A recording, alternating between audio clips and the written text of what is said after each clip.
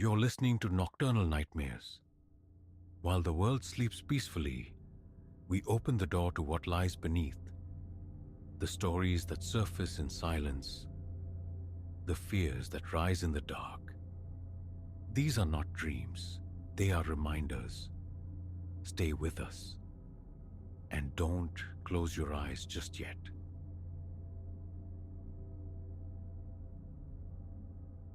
The Louisville Slugger feels slick in my sweat-dampened hands. 3 o'clock in the morning, the kitchen illuminated only by the cold digital glare of the microwave clock. Above me, the phantom ascent begins anew. Spectral footfalls on stairs that should bear no weight. Each night, the climb intensifies, the sound sharpening, drawing nearer, and now, interwoven with the creaks, come the whispers. 3 weeks past, it commenced. The ambitious overhaul Eleanor and I had plotted for our venerable 1940s colonial. A house of sturdy bones but tired skin, needing expansion for young Leo and Clara. The plan seemed straightforward. Gut the second story, plumb in a new bath, transform the dusty attic crawl space into a proper bedroom for our son. The usual domestic upheaval followed. Dust motes dancing in sunbeams, slicing through plastic sheeting. The scent of raw lumber mingling with old plaster. Leo claimed the basement pullout. Clara, the inflatable mattress beside him. While Eleanor and I retreated to the ground floor guest room.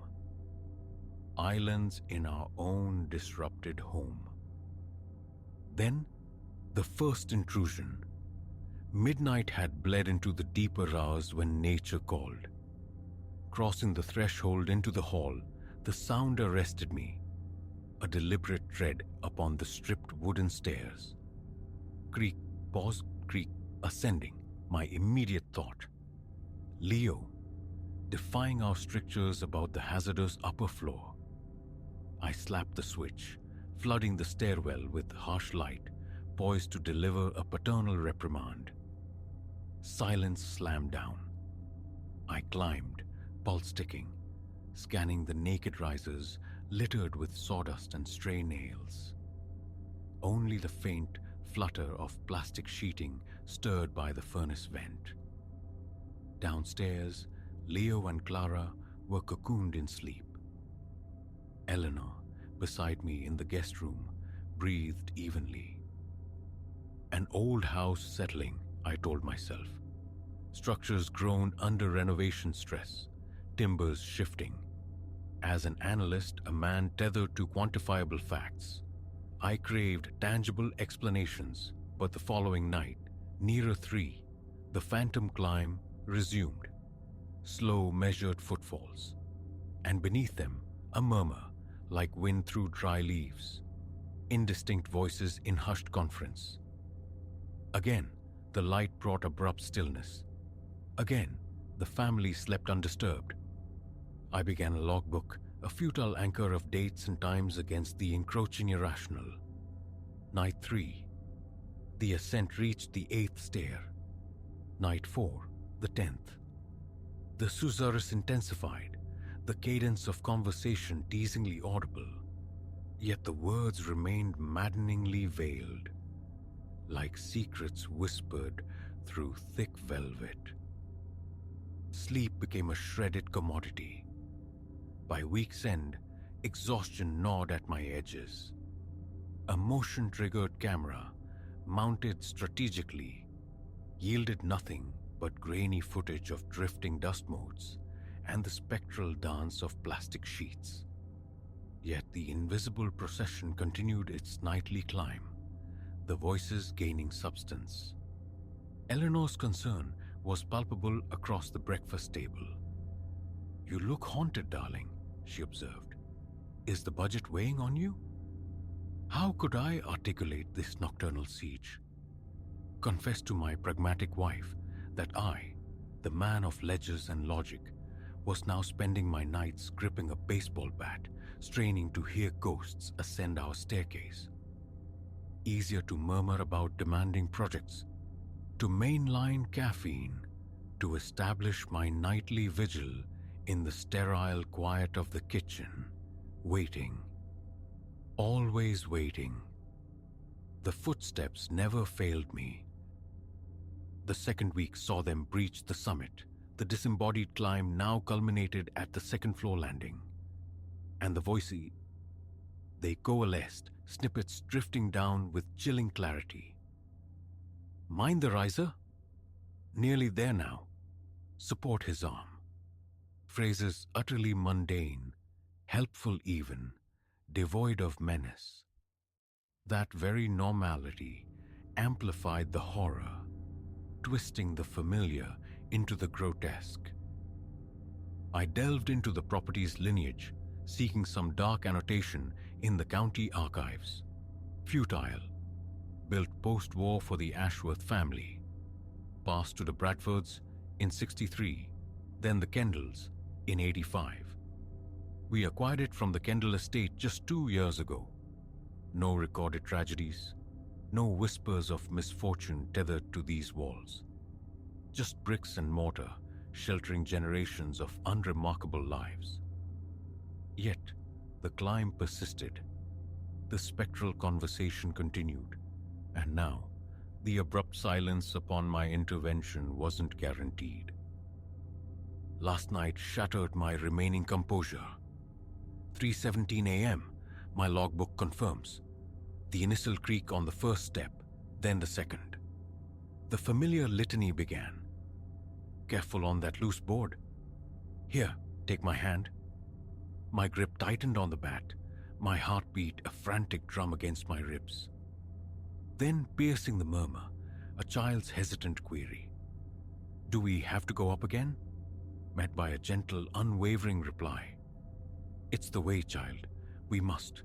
Just a little further. A sudden, unnatural chill permeated the kitchen. My breath plumed white despite the thermostat's steady reading. The treads groaned under the unseen weight. 12th step, 13th, 14th. An elderly voice, frail and cracking. I cannot. Not again. Answered by the same calm insistence. You must. We all must. Every night. Until... The sentence dissolved. This time, the summit wasn't the end. Footfalls shuffled across the debris-strewn landing above. Multiple feet, scuffling through sawdust. Instinct overriding reason, I seized my heavy-duty flashlight and plunged upwards, bat held high. The beam fractured the darkness, painting wild geometries on the plastic shrouds. The sounds moved unmistakably towards the attic access. And then I saw them. Impressions blooming in the thick layer of construction dust. Not simultaneously, but sequentially. The delicate print of a child's shoe, the heavy tread of a work boot, the narrow outline of a woman's heel, all progressing towards the raw wooden ladder leading to the attic void. I followed, compelled. What else remained? 2 weeks I'd been their captive audience. Understanding felt like the only escape. The footprints ceased abruptly at the ladder's base. The voices enveloped me. Intimate, immediate. Time now. No need for fear. It must be done. Every night, until they are all gathered. Until the ascent is complete. The ladder trembled, emitting a sharp groan. Not from my weight, for I stood frozen below. Dust motes stirred on the rungs. Something unseen was climbing. That sight broke the spell. I fled. Down the stairs, back to the hollow safety of the kitchen, to this chair, to this notebook filled with trembling script. Dawn approaches. It's nearly 5. The ethereal procession has retreated for now, but the silence feels temporary, charged. They will return. They always do, and their domain expands. They are no longer confined to the staircase. Eleanor watches me with troubled eyes. The contractors remark on my pallor. Leo speaks of unsettling sounds disturbing his basement sleep. Even Clara, typically lost to dreams, murmurs about nighttime conversations filtering through the floorboards. My logbook, filled with meticulous timings and chilling observations, feels like evidence of madness, not haunting. Should I thrust it into Eleanor's hands? Show her the video clips where dust pirouettes under invisible pressure? The fear of disbelief of being deemed broken by the strain paralyzes me. What if she takes the children, leaves me alone in this house with its spectral tenants? And so, the vigil continues, listening, watching the temperature gauge dip inexplicably, feeling an unseen presence that grows bolder, venturing further from its path. The renovation nears its conclusion. Another week, perhaps two, the foreman estimates. But a chilling finality echoes in those overheard whispers. Every night until it's done. Done how? Until their climb reaches its mysterious terminus? Until they achieve their aim? Or acquire someone? Last night, Clara whimpered in her sleep. Not from nightmare phantoms, but articulate dread. No stairs. Don't make me go up the stairs. Leo has begun sleepwalking. Thrice this week, I found him at the foot of the main staircase, gaze fixed on the shadowed ascent, unresponsive until shaken awake, remembering nothing. And Eleanor. Yesterday, I found her transfixed before the attic ladder, her morning coffee forgotten. I thought, she murmured, distracted. I thought I heard a voice calling me to come up. So here I remain, armed with ash wood, a flickering flashlight beam, and a chronicle of the impossible. Soon, the dust sheets will come down. Fresh paint will gleam, new floors will await our tread. We are meant to reclaim the upper floors, resume normalcy. But the nocturnal climb will endure, the whispers persist. I know, with chilling certainty, that one night soon, the landing will not be their final destination. They have already begun. The first familiar creak resonates from the hall. The second, the low murmur starts, weaving itself into the silence. But tonight the texture has changed. A single word emerges, repeated, insistent. My name. A primal urge screams flight. Grab Eleanor, Leo, Clara. Abandon this place to its spectral procession. Yet, my limbs are leaden. Beneath the terror, beneath the rational mind's frantic denial, stirs a treacherous curiosity, a chilling resonance, a sense that the climb is inevitable for all of us. The footfalls mount the stairs, drawing nearer. The voices sharpen, focusing their call. And tonight I fear, I will finally learn the nature of their destination.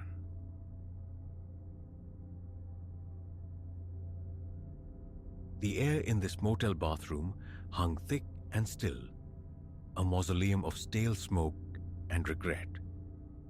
Outside that flimsy door, a metallic scratching echoed, the patient, insidious sound of a lock surrendering. I'd always imagined hellfire and brimstone. Turns out it smelled like cheap disinfectant and desperation. Located just off a forgotten highway. Sometimes the most ravenous wolves wear the widest, emptiest grins. Arthur Finch, that's the name stitched onto the sample case I'd long ago stopped caring about. Peddling wares across state lines, a knight-errant of quarterly quotas.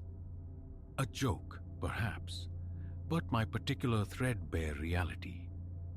Endless asphalt ribbons tying together towns that blurred into one another, punctuated by nights in establishments like this. You acclimatize, or so the delusion goes. It was a Tuesday, deep in October's chill embrace, when the sputtering neon of the sleepy Owl Inn beckoned. Half the sign was dead, casting the gravel lot in a pallid, intermittent glow. Cheap though, and exhaustion after a day spent collecting slammed doors and polite dismissals was a powerful sedative. Behind the check-in counter presided a man seemingly carved from the motel's own ancient, nicotine-stained wood. Silas. His cordiality felt lacquered on, too bright, too persistent. It prickled the hairs on my neck. "And what winds blow you to our quiet corner of the world, Mr. Finch?" he inquired, the smile fixed, his eyes vacant lagoons. "Transit," I offered, aiming for brevity. "Business further east." He bobbed his head with an unnerving eagerness. "Ah, yes, we see your kind often. Always chasing the horizon, eh? Must get solitary." A hollow chuckle escaped me. Anything to curtail the interrogation, to reach the dubious sanctuary of my room. It has its stretches. Comes with the territory. He slid a heavy brass key across the counter, a relic in an age of plastic cards. "Well, make yourself comfortable. Anything you require, you just holler for old Silas." Gratitude felt forced, but I mumbled it and retreated down the corridor, Silas's gaze a palpable weight on my back. The room was a symphony of neglect. The ghost of stale cigars, wallpaper peeling like sunburnt skin, a television screen clouded with cataracts. Yet the sheets appeared passably clean. The mattress promised oblivion, and that was currency enough. Bags dropped, shoes still on. I collapsed. Sleep claimed me, a shallow, uneasy truce, shattered by a sharp rapping on the door. Disoriented, head thick with fatigue, I lurched upright and swung the door open.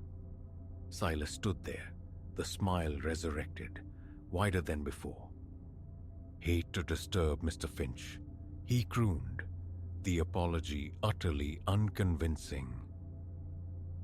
"Just doing my rounds. Couldn't help but notice your vehicle's looking a bit low on air. Flat tire, I reckon." My mind struggled to catch up, alarm bells starting a frantic peal through the fog. A flat? Impossible. I just pulled in. "Ah, the road plays tricks," he interrupted, smooth as oil. "Tell you what, come on out. I've got a knack for these things. Might save you a call in the morning." Every fiber screamed danger, a primal klaxon warning me away. But the fog of sleep, coupled with the grim prospect of being stranded at dawn, nudged me toward compliance. "All right," I conceded, grabbing my coat. "Show me." We stepped into the biting night air. As we neared my sedan, parked under the weak pulse of the neon owl, a discrepancy registered. The tires looked perfectly inflated. I turned, a question forming on my lips, just as a flicker of reflected light caught my eye. Metal, gripped tight in Silas's hand. Before thought could translate to action, a concussive force slammed into my temple. The world dissolved into a dizzying vortex, then absolute darkness. Consciousness returned like a slow tide, bringing with it a skull-splitting ache. My vision swam into focus. The faded wallpaper of the motel room, the water-stained ceiling, and me, lashed tight to a spindly wooden chair. Silas stood before me, his mask of bonhomie discarded, revealing something predatory beneath. "Ah," he rasped, a low chuckle rumbling in his chest. "The sleeping prince awakens. You know, Mr. Finch, you traveling folk are cut from the same cloth. So trusting, so easily led." Icy dread constricted my throat. The stark reality crashed down. What is it you want?" Silas's eyes, no longer vacant, now glinted with avarice and a chilling detachment. "Oh, it's not about my wants, friend. It's about what you possess. Salesmen always have a bit of cash tucked away, don't they? Something shiny in those little briefcases." He gestured towards my luggage, already rummaging through it with an unsettling familiarity. "But that's just the appetizer," he continued, his tone almost conversational. "You're all so convenient, always moving, no fixed address. Nobody raises an alarm for days, weeks even." The implication hit me like a physical blow, stealing my breath. How many souls had checked into the Sleepy Owl and never checked out? How many journeys had ended within these four walls? As Silas methodically plundered my belongings, I strained against my restraints. The ropes bit deep, but the knot securing my right wrist seemed fractionally looser. If I could just... "Wouldn't waste the effort," Silas advised, his back still turned. "Tied more knots than you've had hot dinners." Panic surged, a suffocating wave, but sheer survival instinct pushed it back. Clarity, cold and sharp, pierced the fear. "Listen," I pleaded, striving for a calm I didn't feel. "You don't need to do this. Take the money, take whatever you want. I won't say a word." Silas turned, shaking his head with theatrical sorrow. "Now, Arthur, we both know that's not feasible. Can't have loose ends flapping about, reporting unpleasantries. No, I'm afraid this particular road trip concludes here." From his pocket, he produced a knife, its blade catching the dismal lamplight with a hungry gleam. "Don't fret. I'll make it tidy. Not a savage me." He advanced, knife held low. In that instant, something primal ignited within me. With a surge of adrenaline-fueled strength, I hurled myself backward, chair and all. The crash onto the threadbare carpet sent jolts of agony through my frame, but the impact jarred the ropes. Silas lunged, knife arcing, but I twisted frantically, rolling away. My right hand slipped free. Blindly, I groped, my fingers closing around the heavy base of a bedside lamp. I swung it, a desperate, uncoordinated blow, connecting with Silas's skull with a sickening thud. He crumpled without a sound. Silence descended, broken only by my ragged gasps. Stunned, aching, I lay there for a heartbeat, then urgency propelled me. Moving awkwardly, limbs still partially bound, I tore at the remaining ropes. Free, wallet, keys, nothing else mattered. As I scrambled for the door, a low groan emanated from the floor. Silas was stirring. I flung the door open and bolted into the cold night, sprinting towards my car, keys fumbling in my trembling hand.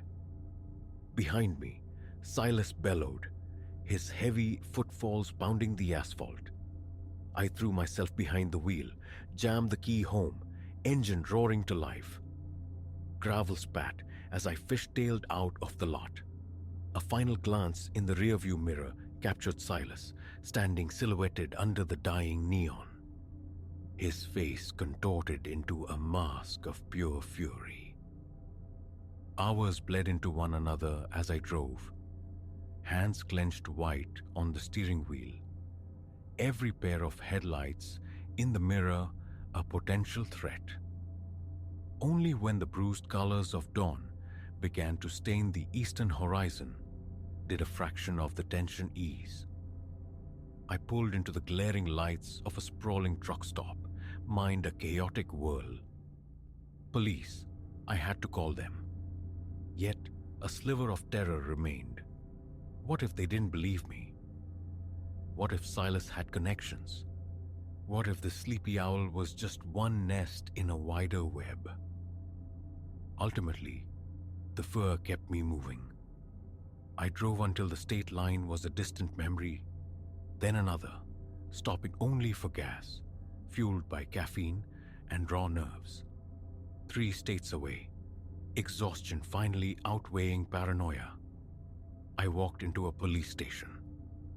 The detective who took my report listened intently, his expression hardening into grim understanding. "You're not the first, son," he said quietly when I'd finished recounting the nightmare. "We've heard whispers, similar accounts from other travelers. But you're the first one who got away clear, who can put a face to the name." The weeks that followed were a blur of interviews, photo arrays, depositions. My testimony helped weave the net that finally closed around Silas and the Sleepy Owl Inn. It was, as I'd suspected, bigger than one man. A long-running operation preying on the transient, the invisible. The arrest brought a surge of relief, immense but fleeting. The experience had irrevocably altered the landscape of my mind.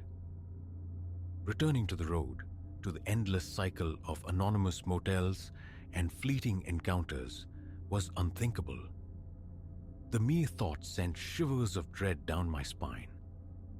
I found work closer to home, a desk job, predictable, safe, a job that allowed me to sleep in my own bed each night. Yet, sleep doesn't always come easy.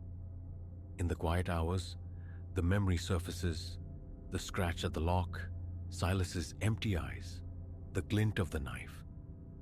I think of how thin the veil is, how close I came to vanishing without a trace. I think of the others, the ones who weren't lucky, whose final stop was that desolate room. The world, I now understood, teemed with Silases, predators lurking behind service smiles and offers of assistance. It's a heavy knowledge to carry, but it sharpens the senses, breeds caution. Now, every check encounter, every overly friendly stranger triggers a silent alarm.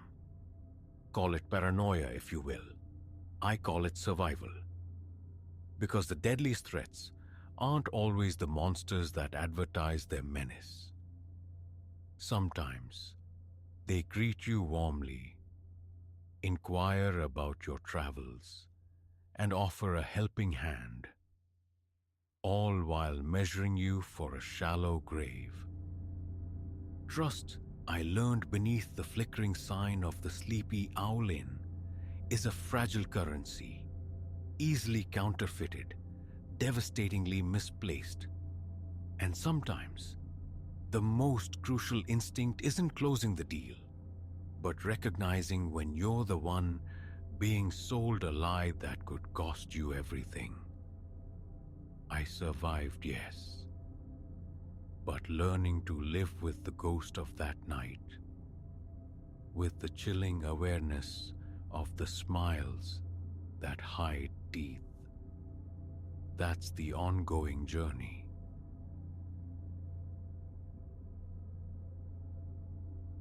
Whispers slithered through the plumbing. Initially, I dismissed them. The groans of ancient pipework, the settling sigh of a century-old edifice. The Empyrean towers, erected in 22, wore its age heavily. Its arteries of copper and lead were prone to such complaints. But this was different. Articulate murmurs, fragmented dialogues emanated from the very bones of apartment 4B's bathroom wall. My task was simple: mend a weeping joint, an unremarkable chore in my 8 years maintaining this grand, decaying structure. I knew its every creak, its every rust-stained sigh. Yet this phantom conversation was utterly novel. The tenant, Mrs. Albright, was absent, having entrusted me with the key and instructions to secure the place upon completion. Drawn by an unnerving curiosity, I pressed my ear to the cool tile, tracing the sound. The voices gained a fragile clarity. A man, a woman. Their cadence, distinct though words, remained elusive, swallowed by plaster and time. A tentative rap of my knuckles against the wall. Silence slammed down. Absolute. "Anyone there?" My call echoed unanswered in the small tiled room. My phone displayed the building's schematics, archaic blueprints digitized imperfectly. Between 4B and its neighbor 4A, nothing but presumed structural integrity. Yet these old giants held secrets. Plans were mere suggestions, often contradicted by sealed portals, forgotten chambers, bricked over anomalies born of countless renovations. I'd unearthed enough architectural ghosts to distrust parchment promises.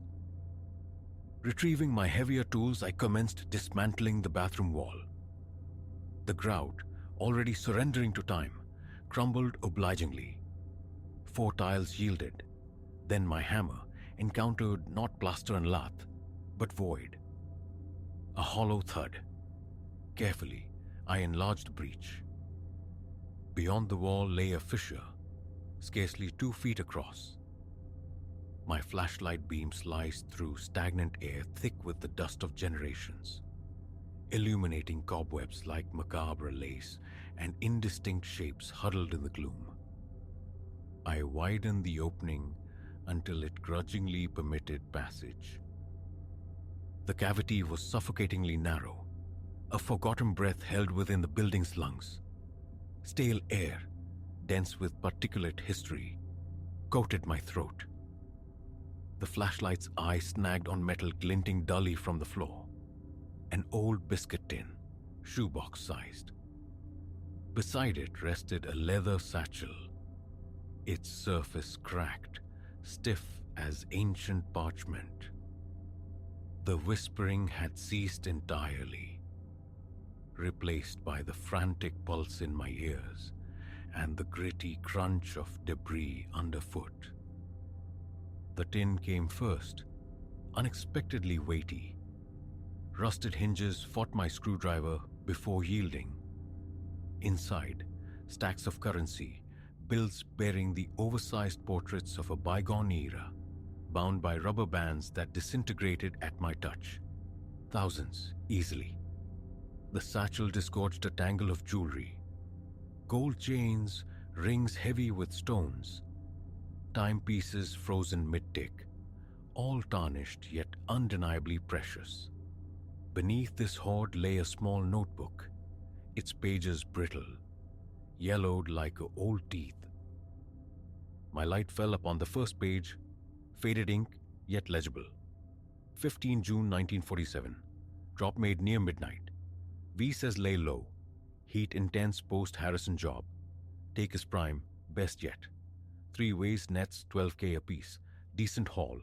Coppers clueless, Linking dots wrong. Papers scream burglar wave. Fools. Stick quiet.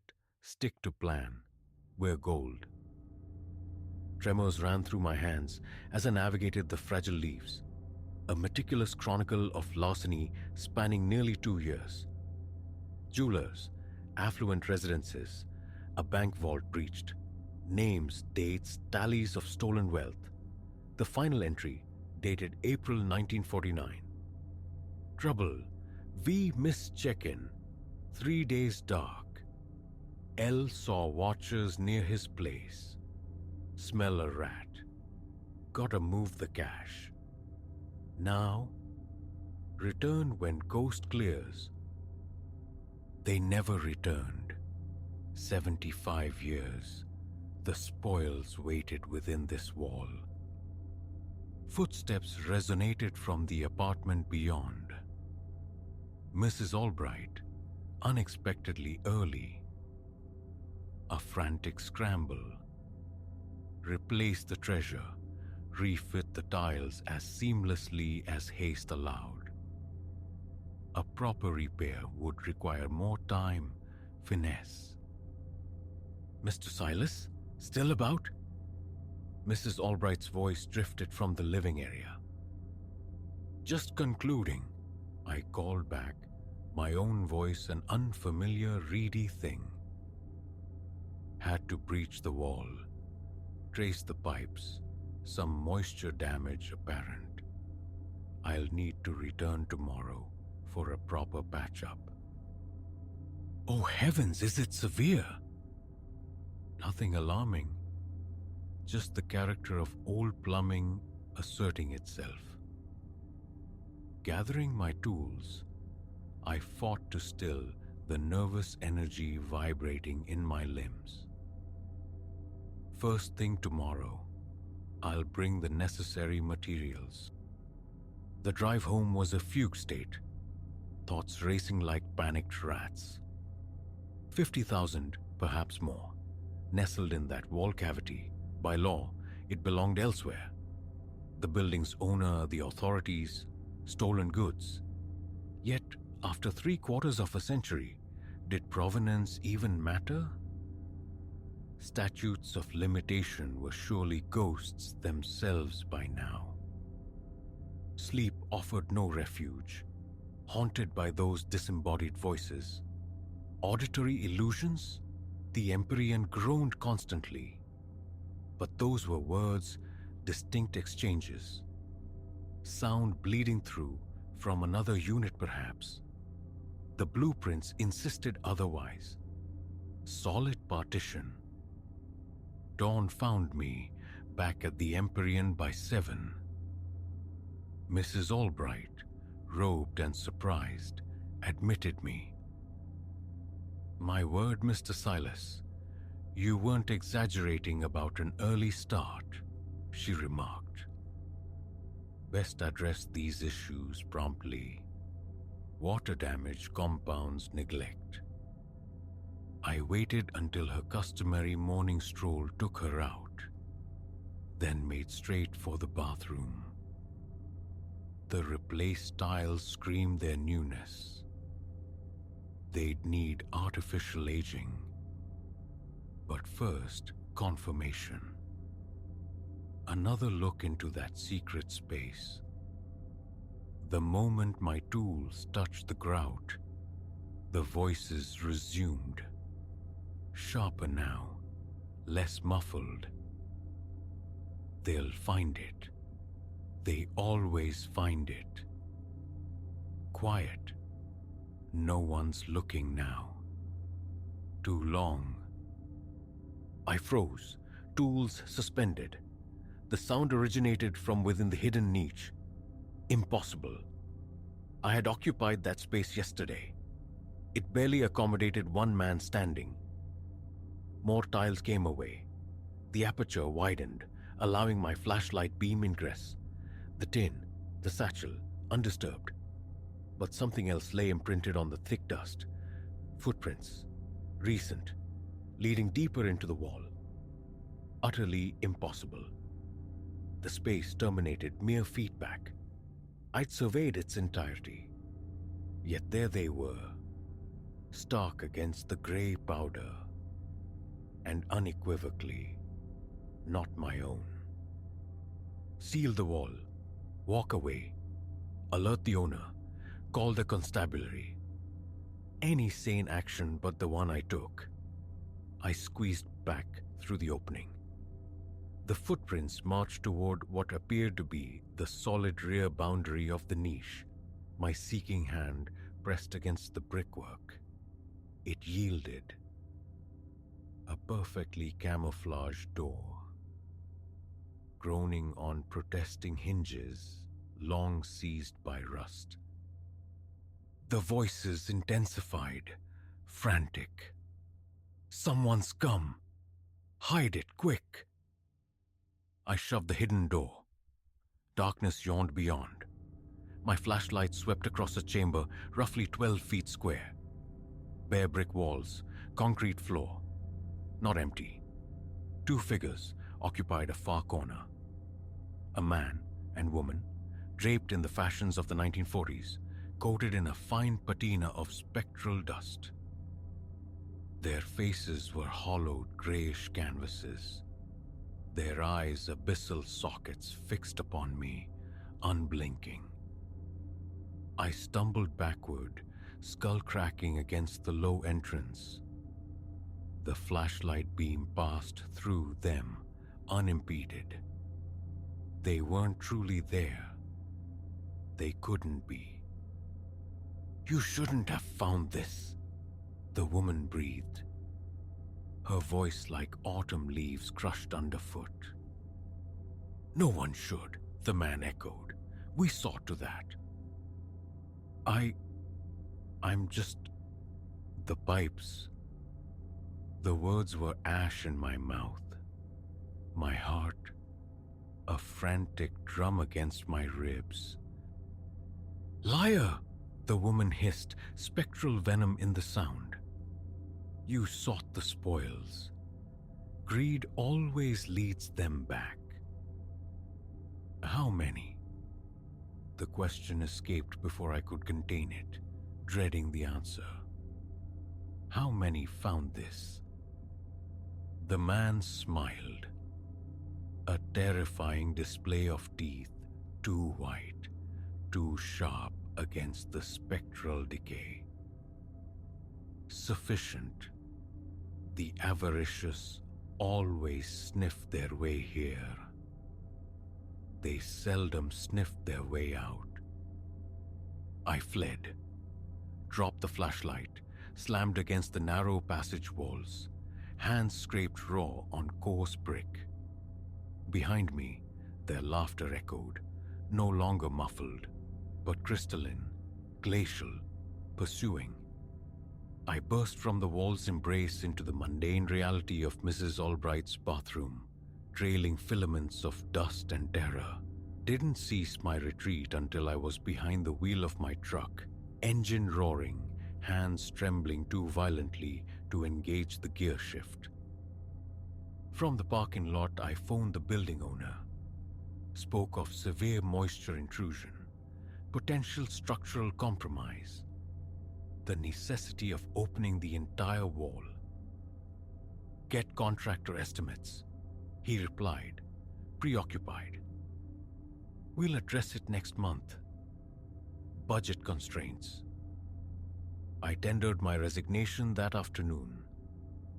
Found employment across the city, tending to newer constructions with reliable schematics and walls that behaved predictably. Structures where the only murmurs in the pipes were benign hydraulics. Yet sometimes, in the deep quiet of night, the voices return, not through copper or plaster, but within the confines of my own skull. I ponder the others, the ones who found that room, the greedy ones, the ones who didn't flee. The notebook haunts my dreams. Did subsequent entries follow that final 1949 inscription? New names, new dates, chronicling every soul lured by the hidden cache, every grasping hand, every disappearance. The Empyrean Towers still stands, its archaic plumbing perpetually failing, eternally demanding repair. Occasionally, I drive past, gaze up at the windows of 4B. Sometimes movement flickers behind the glass. Sometimes indistinct shapes seem to acknowledge my presence. I never acknowledge them back. Telling someone crosses my mind: police, proprietor, preservationists. But belief is a fragile thing. And what fate awaits the next poor soul sent to verify such a tale? Better, perhaps, that the secret remains entombed. Let the whispers stay contained. Let the dust guard its chronicle. But should you ever find yourself working within the venerable bones of an old building, should you hear voices where only silence should reign, heed this counsel. Mend what is broken, patch what is porous, and disturb nothing else. Some voids demand their obscurity. Some treasures court disaster. And if fortune or misfortune leads you to discover something, currency, jewels, cryptic ledgers, replace it precisely. Seal the breach, depart. The whispers might entice, might promise, might reveal wonders. Resist them. Avert your gaze. Refuse their offerings. Because the nature of hidden spaces is this: concealment often serves a purpose, and sometimes that purpose persists, still watchful, still patient, waiting for avarice to blunder into its grasp. I was fortunate I ran, but those voices, those sentinels of dust and shadow, they possess an eternity. Sooner or later, another will hear the whispers through the walls. Another will succumb to curiosity. Another will yield to greed. And perhaps that next soul will not run quite fast enough.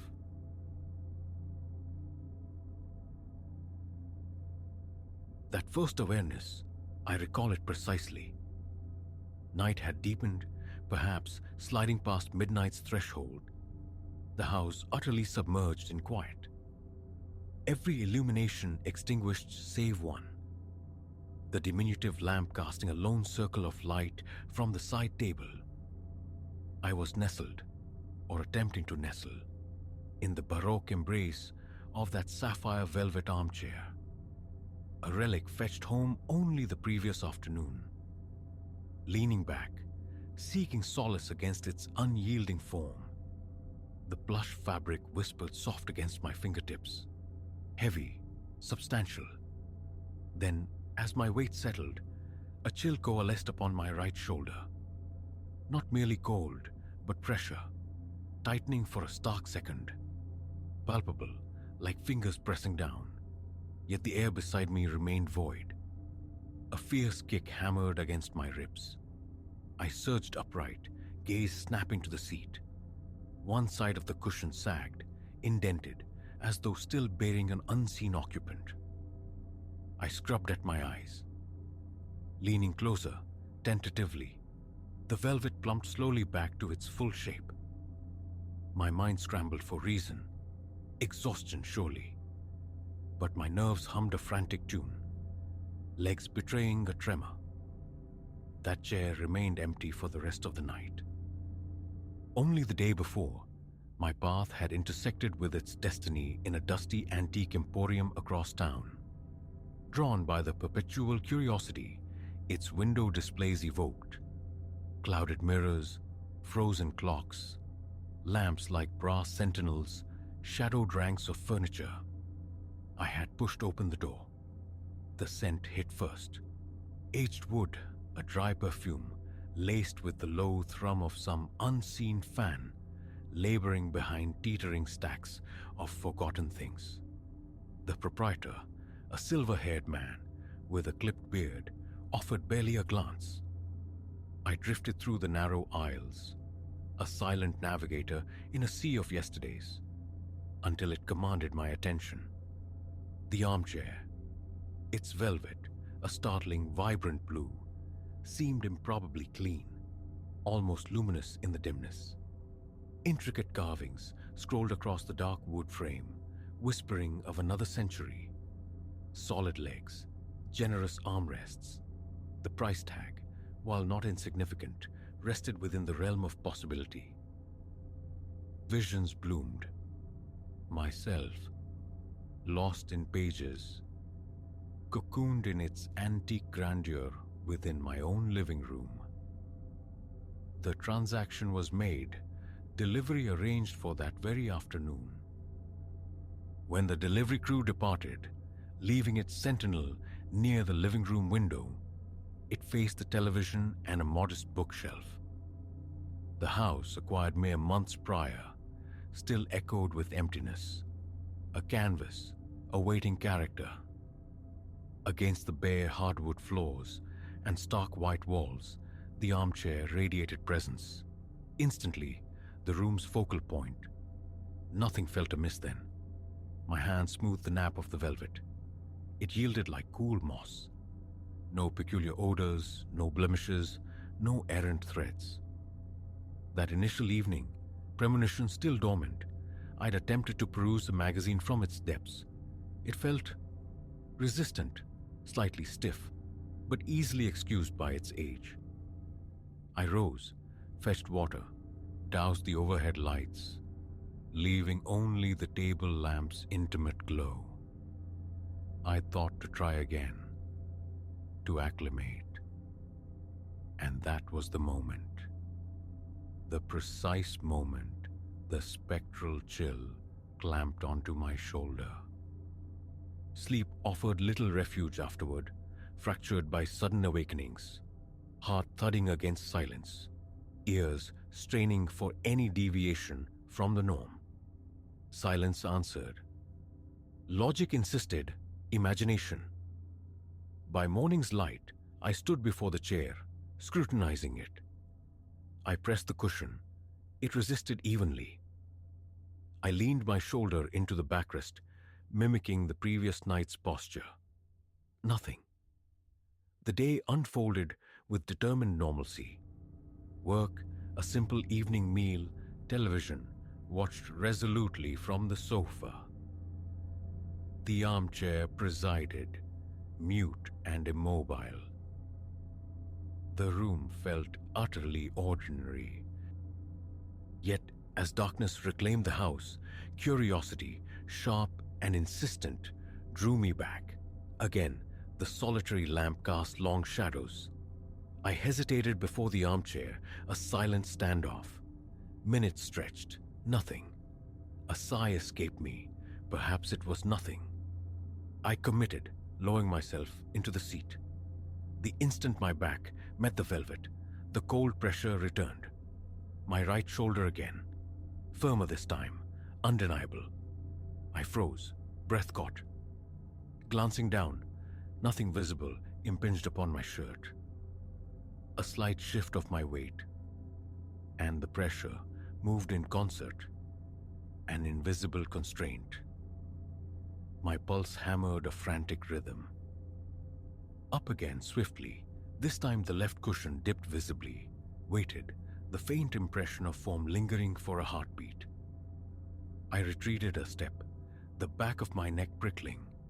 Slowly, the velvet reclaimed its shape. Sweat slicked my palms. I wiped them uselessly on my trousers. Voiceless, I stirred. The chair sat vacant. A retreat to the kitchen, cold water splashed against my face. A futile attempt to shock sense back into myself. Returning, disbelief warred with the chilling evidence of my senses. I probed the chair, hands skimming every surface, searching for some clever mechanism, some hidden spring. Nothing. It felt utterly conventional. Bracing myself, I sat once more. Almost immediately, the pressure found me. Right shoulder, insistent now, nudging me forward, almost urging me out of the seat. I shot up, breath coming fast. Anger mingled with fear. I gripped an armrest, shaking the solid frame. Futile. My head throbbed, a tight band squeezing my chest. Snapping off the lamp, I fled to bed. The ensuing days fell into a pattern. Arrival home, deliberate avoidance of the armchair, then the inevitable magnetic pull to test it. Each time I yielded, the cold, incorporeal touch materialized. Always the same shoulder, always that pressure. Initially a simple weight, it evolved over successive nights into a more purposeful shove, as if it desired my relocation. And consistently, upon rising, the cushion would hold its depression for a moment too long, mimicking someone else rising slowly in my wake. This was no trick of perception. Inexplicable, yes, but undeniably real. Unease became my living room's new inhabitant. I approached the chair only in broad daylight now, seeking rational explanations in its construction. Fingers traced every seam, explored beneath the seat, examined the carved legs. No device, no anomaly. The antique shop hadn't hinted at anything untoward. Just an old Victorian armchair, they'd said. The thought of calling them surfaced, then withered. What could I articulate? That an invisible entity cohabited my new furniture, nudging me about. A week bled into the next. The sensation intensified. One evening, defiance sparked. I sat, the chill immediately fastening onto my shoulder. I clenched my jaw, focused on the page of a book, refusing to yield. The pressure mounted, escalating from discomfort to a palpable force. My heart hammered. My skin crawled. Resistance was impossible, intolerable. I stood, but this time the pressure didn't vanish.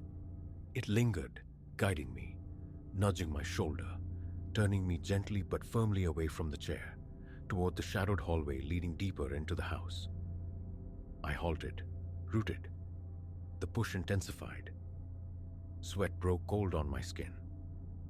The fine hairs on my arms lifted. I took a step forward. The pressure eased slightly, a silent approval. I followed its lead down the corridor. It steered me toward the end, near a linen closet door. There, in the corner, sat a small stool draped with an old folded furniture cover. The pressure shifted, nudging me directly toward that corner. My phone's flashlight beam sliced through the dimness, searching walls, floorboards. Nothing seemed remarkable. Then, as I stopped precisely where directed, the pressure dissolved completely. I stood panting, back damp, waiting. Silence. Returning to the living room, the armchair appeared utterly benign. Touching it revealed nothing but cool velvet and solid wood. The following night, I resolved to cooperate fully. Lights low, the single lamp burning, I settled into the armchair. The cold presence returned promptly. Rising, I allowed the unseen force to propel me toward the hallway. It guided me, unerringly, back to the same corner. This time, driven by a sudden intuition, I began tapping along the wall, the floorboards. Mostly solid thuds, until, near the baseboard behind the stool, a distinct hollowness echoed. Crouching, my fingers explored the painted wood. Smooth, ordinary, until I pressed near the corner. A small section of the paneling gave way slightly. Working my fingertips into the crack, I eased it open. A small hinged piece of wood swung inward, revealing a dark cavity within the wall. My heart pounded against my ribs, a frantic drum. My mouth was dust dry. Reaching into the recess, my fingers closed around a small, cold metal box. Rusted, aged. A simple latch yielded with a faint click. Inside, nestled in brittle, time-worn cloth, lay a bundle of letters. Reading them then was impossible. The light was insufficient. My hands trembled too violently. I carried the box back to the living room, placing it carefully on the coffee table. Then, bracing myself, I sat in the armchair and waited. For the first time since that initial night, nothing happened. No chill, no pressure. I glanced at the cushion beneath me. It remained perfectly level. 10 minutes I sat there, breathing evening out, eyes fixed on the tarnished box. The air felt still, neutral. My body slowly uncoiled from its tension. Finally, I rose and switched on the main overhead light. I lifted the first letter. The script was archaic, unsteady. Dated decades ago, likely near the chair's inception. It spoke of the house, of renovations, of belongings concealed. Names surfaced, unfamiliar. The letters were brief, mundane. Instructions, receipts, notes seemingly left by a long-departed owner. Nothing of monetary value, nothing overtly spectral. Just forgotten fragments of a life. I closed the box, setting it aside. Over the subsequent nights, I tested the armchair repeatedly, half expecting the familiar chill. It never returned. The cushion stayed firm. The seat felt merely old, comfortably worn. Its sapphire velvet still caught the light beautifully. The dark wood frame retained its stoic elegance. The strangeness had evaporated, and residual unease lingered in the house after dark, perhaps, but the chair itself held no more menace. I even recreated the scene.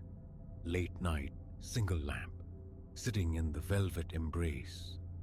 Silence, stillness. Gradually, relaxation seeped back into my bones.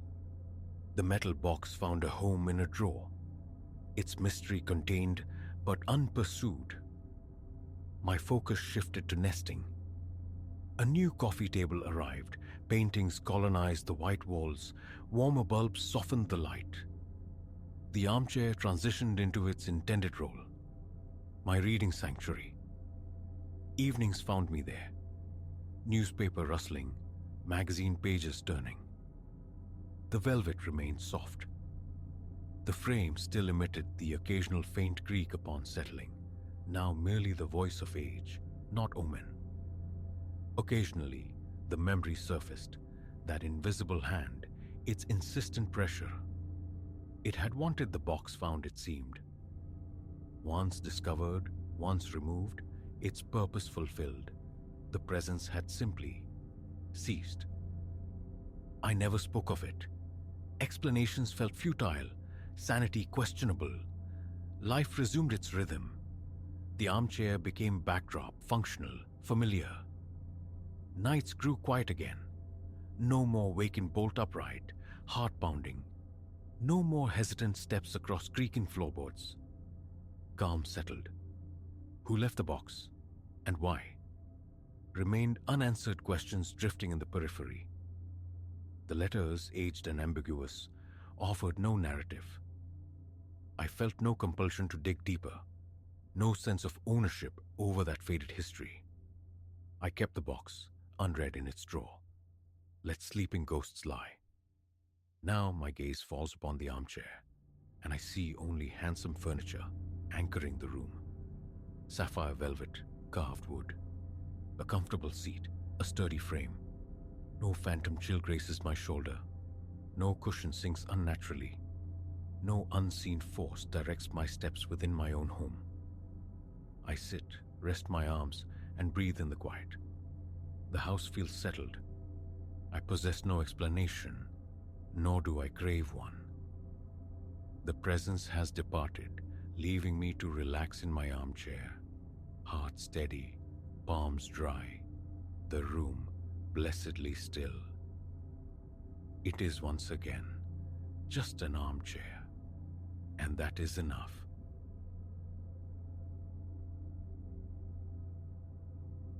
Laughter was my first defense. The day my car keys materialized, frosty and absurd, beside the milk carton in the refrigerator. A fleeting moment of self-deprecation, chalked up to the scatterbrained tendencies I'd always possessed. But when my grandmother's pendant, a treasure kept under lock and key, surfaced from the depths of a cereal box, amusement curdled into something colder, sharper. Something deeply unsettling had taken root within my own walls. It began subtly, insidiously. A misplaced phone, later unearthed from the shadowed interior of the bathroom cabinet, easily dismissed with a rueful shake of the head. Such minor lapses were my signature. Yet the rhythm of these oddities quickened as weeks bled into one another, their nature warping into the truly grotesque. My wristwatch, inexplicably, was found submerged in the flower canister's powdery white depths. A pair of sapphire earrings, which I vividly recalled setting upon my bedside table, reappeared nestled in the pocket of a winter coat dormant since March. My laptop, my constant companion, tethered to its desk-bound charger, somehow executed a silent, impossible migration to the cedar-scented confines of the linen closet. Initially, logic was my shield. Stress, perhaps? A subconscious scattering of belongings during moments of mental drift? I began littering the apartment with sticky notes, stark yellow reminders to be present, to consciously track the placement of my possessions. Futile. The discovery of the pendant shattered my rationalizations. It was more than mere sentiment. It was a filament connecting me to a beloved past. A delicate gold heart housed in velvet reverence upon my dresser, reserved only for occasions demanding its quiet grace. That morning, the routine act of pouring breakfast was interrupted by a discordant tink against the porcelain bowl. There, winking amidst the toasted grains, lay the locket. My spoon hovered, suspended. Disbelief warred with a rising tide of visceral dread. No, absolutely not. I could not have placed it there. A chill, profound and invasive, settled deep in my gut. This wasn't absent-mindedness. This wasn't stress manifesting in peculiar ways. This was other. A meticulous log became my obsession, each entry a testament to the creeping chaos. Item, original location, improbable destination. The emerging pattern was pure, maddening randomness, a half-read novel materialized in the glacial landscape of the freezer. My toothbrush stood sentinel, bristles down, in the soil of potted fern. The spare house key, always secreted in a specific kitchen drawer, was discovered dangling like a macabre ornament from the showerhead. Sleep became a forgotten luxury. Nights spent rigid in bed, ears straining against the silence for any betraying creak or shuffle. Daylight hours dissolved into a jittery haze of constant vigilance, double-checking, triple-checking the whereabouts of keys, wallet, sanity. Security cameras were installed, tiny electronic eyes meant to capture the culprit. The footage mocked me. Empty rooms, still air, and then, between one frame and the next, an object simply wasn't where it had been, replaced by its sudden appearance elsewhere, defying transit, defying explanation. Desperation finally drove me to confide in Maya. She listened, her customary pragmatism softening as I unspooled the frantic narrative, my voice frayed by weeks of sleepless paranoia. A long silence stretched after I finished. "Elara," she began, her tone careful, "have you ever thought that maybe you're doing it?" The words landed like stones. "What are you saying?" She spoke of dissociative states, of actions performed in fugues of consciousness, utterly erased from memory upon waking. Stress, buried trauma, potential triggers. I recoiled from the implication, the sheer impossibility of self-inflicted sabotage without a whisper of awareness. Yet, a treacherous sliver of doubt pierced my certainty. Was my own mind the architect of this domestic haunting? Unmoored and profoundly frightened, I sought professional counsel. The psychiatrist, a woman with calm eyes and a neutral demeanor, absorbed my account, interjecting pointed queries about stress, sleep hygiene, familial mental health histories. Her final assessment offered no solid ground. A dissociative disorder remained a possibility, she conceded, but conviction was absent from her voice. She prescribed medication to quell the anxiety, suggested a detailed journal tracking not just the phenomena, but my own daily routines and feelings. The pills ushered in blessed sleep, but the itinerant objects continued their baffling dance. If anything, their choreography grew bolder. I'd awaken to find my walking boots standing neatly in the bathtub, or discover my collection of fountain pens arranged in a precise, unnerving circle upon the kitchen linoleum.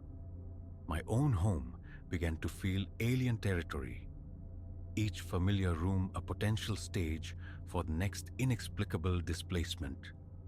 Hours evaporated in frantic searches for everyday necessities, only to find them perched in ludicrous locations. The relentless confusion and fear exacted a physical toll. Weight slipped away, appetite vanished under the constant gnaw of stress. Bruised crescents bloomed beneath my eyes, stark evidence of nights spent listening to the unnerving stillness of the house. Concern radiated from friends, from family. Gentle suggestions arose. "Come stay with us. Escape the epicenter of this strangeness," but an obstinate refusal hardened within me. Leave and felt like surrender, like missing the crucial moment of revelation. Instead, I escalated my defenses.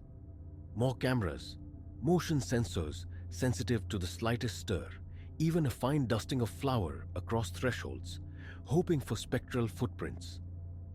Each measure proved laughably inadequate. The flour lay pristine. The sensors remained silent. Yet my belongings persisted in their impossible waltz around the apartment. Then came the night, roughly 3 months into this siege, when I jolted awake. Not to a sound, but to a palpable shift in the atmosphere.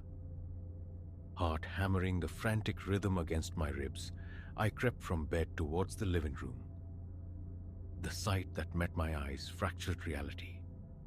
Every movable object, books leaping from shelves, cushions hovering midair, the heavy armchair levitating a clear 3 feet from the floorboards, hung suspended. As I stood, paralyzed by disbelief, they commenced a slow, silent rotation, caught in an invisible, impossible current. My mind screamed against the visual evidence, against the flagrant violation of every physical law. It couldn't be, but it was. As abruptly as it began, the phenomenon ceased.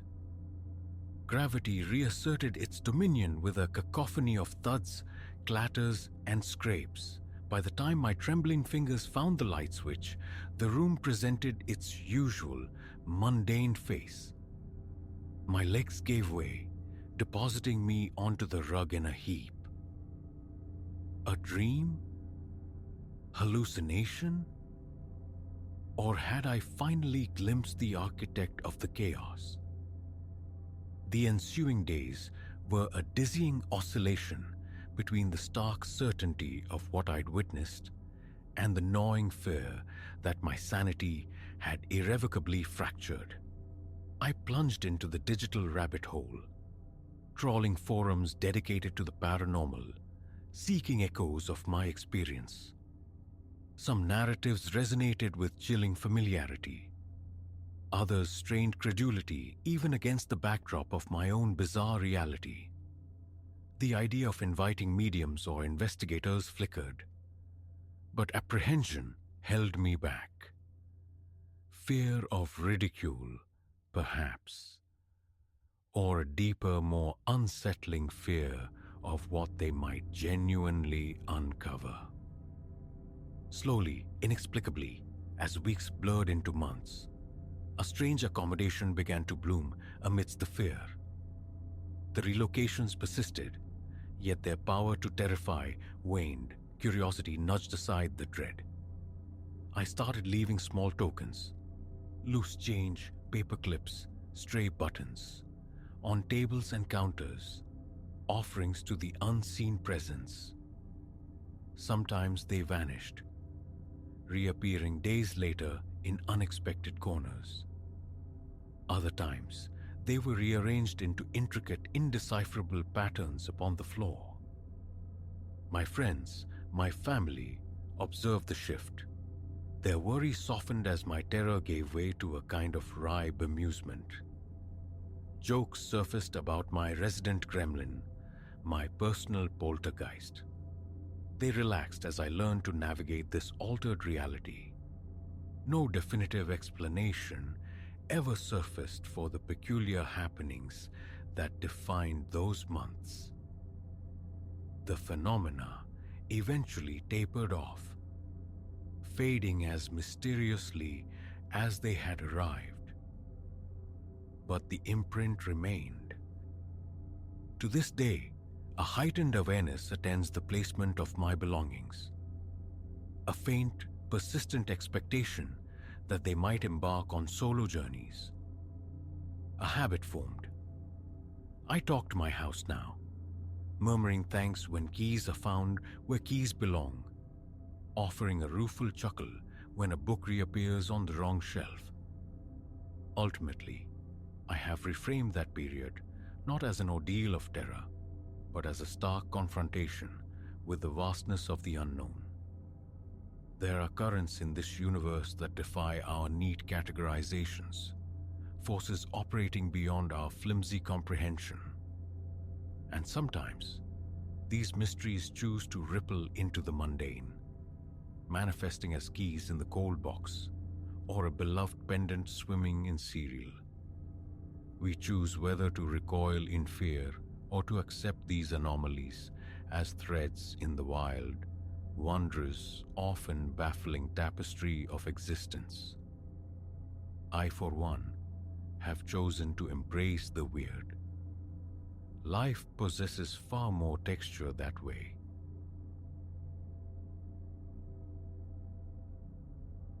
No ordinary looking glass should curdle the blood. Yet the one Elias retrieved from the dusty recesses of a forgotten antique emporium radiated a peculiar chill. Its frame, a heavy gilt impasto of writhing serpentine forms, felt denser than its appearance suggested. The proprietor, a gaunt figure, shrouded in the shop's perpetual twilight, offered no provenance, merely swaddled the object in brown paper and accepted Elias's currency with averted eyes. A flicker of unease dismissed as whimsy. Elias departed, believing he'd acquired merely an eccentric flourish for his stark living room wall. Oh, the bitter irony of that assumption. He wrestled the mirror through his doorway around the sun's zenith. Light flooded the vestibule, striking the glass at an oblique angle, making it shimmer unnaturally, feel oddly febrile beneath his fingertips.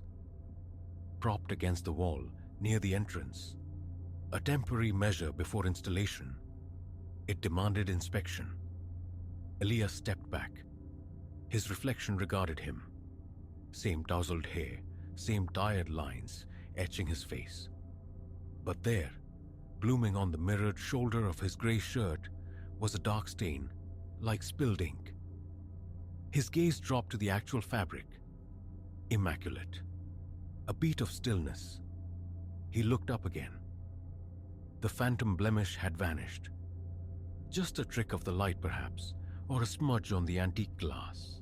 He fetched cleanser from the kitchen, polishing the surface until it gleamed with flawless, vacant clarity. Throughout the afternoon, Elias drifted past the mirror, casual glances snagging on a subtle inconsistency. A barely perceptible tremor at the periphery, as if his reflected self lagged. A mere synapse flicker behind his corporeal movements. He frowned, attributing the sensation to fatigue, the long hours grinding him down.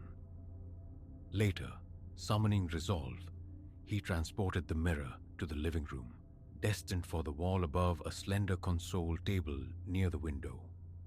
The hanging was laborious. A spirit level ensured precision. A stout nail sank into the plaster. The mirror, weighty and resistant, was carefully hoisted. Stepping back to the room's center, Elias surveyed his handiwork, assessing its alignment. The reflection captured the space behind him faithfully. The familiar sofa, the sweep of the curtains, the lamp poised in its usual corner. And then, his breath hitched. Reflected behind him stood the basement door, the portal to his subterranean storage. In the mirror's world, it was fractionally ajar, a sliver, revealing profound darkness within. Reality check. Elias spun around. The actual door was firmly shut. He looked back to the glass. The reflection now concurred. The mirrored door sealed tight. A tremor, cold and unwelcome, traced his spine. His hands felt unsteady. Surely, he reasoned, it was just an odd play of light on the doorknob, a distorted angle. He willed the creeping nervousness away. Sleep proved elusive that night. The house whispered around him. Soft creaks and sighs he strained to identify as mere structural settling. Near midnight, thirst drew him kitchenward. An invisible current pulled him instead toward the living room. He flicked on the lamp, its amber glow casting his elongated shadow onto the mirror's surface. He approached, leaning close until his own face filled the frame. Eyes slightly bloodshot, yes, a testament to his restlessness, but no spectral stains, no temporal shivers. Relief began to bloom, the feeling of foolishness cresting. Just as he turned, a sound emanated from the mirror.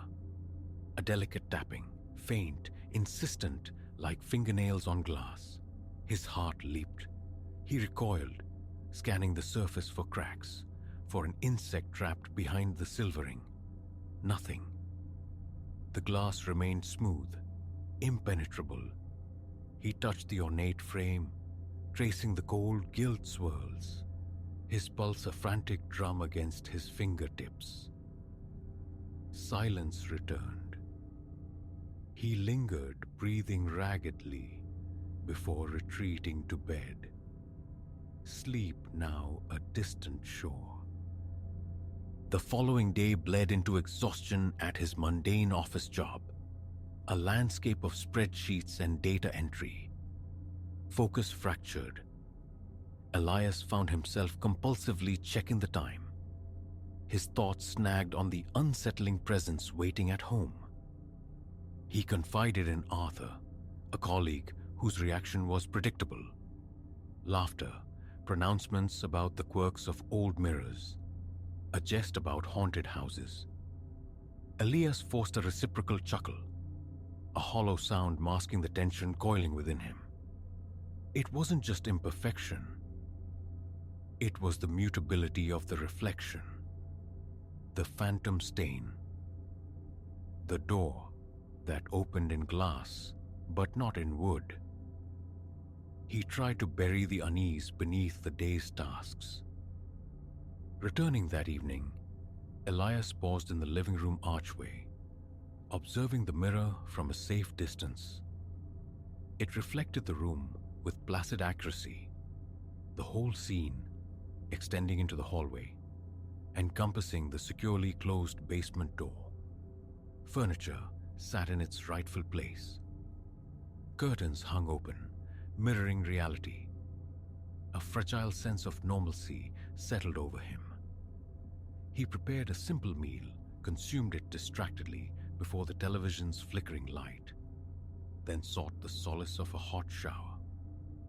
Afterward, padding back into the living room to extinguish the lamp, he froze. The mirror offered a startling tableau. It showed him, yes, but depicted him still in the kitchen, moving about, seemingly stirring something on the stove, glancing towards the cupboards. Yet here he stood, clad in his bathrobe, before the mirror itself. His own present form was visible within the reflection. A figure in the background, while the primary, reflected image enacted a scene moments past. The discrepancy lasted but a heartbeat before snapping back, presenting only his current, stationary self by the lamp. He stumbled backward, colliding softly with the sofa, his heart a frantic hammer against his ribs. He tried to voice his shock, but his throat was sandpaper. His gaze remained locked on the mirror, anticipating another shift, another violation of physics. Sweat beaded on his forehead. After a long, paralyzed moment, he fumbled for his phone. The impulse to call someone. Arthur? Warring with the certainty of ridicule. He lowered the phone, compelled instead to approach the mirror again. He pressed his palm flat against the glass. Cold, solid. His reflected hand met his own, a faint, ghostly twin. Nothing overtly strange occurred. Exhaling a shuddering breath, he switched off the lamp and fled to the bedroom, leaving the mirror to its silent vigil in the dark. Sleep, he prayed, would bring oblivion. Night shattered into awareness at the sound of soft thudding, faint but rhythmic, like careful footfalls ascending a staircase.